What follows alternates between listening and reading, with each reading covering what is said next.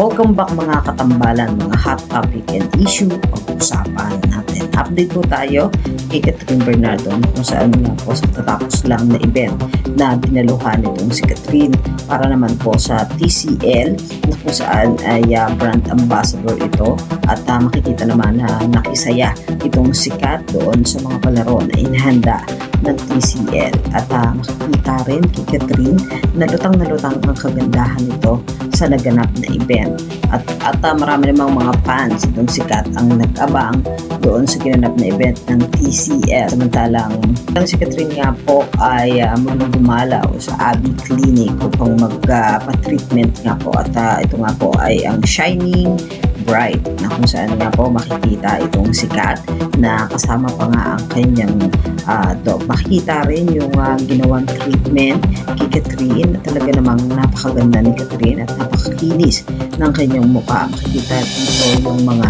treatment na ginagawa nga kay Kat.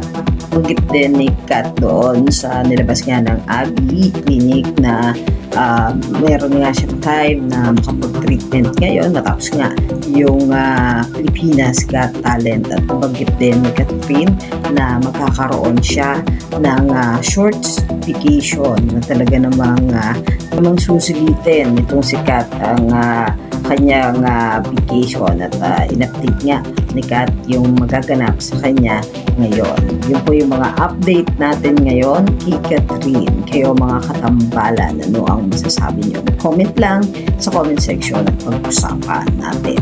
Yan ang mga hot topic and issue dito lamang sa Tambalang TV.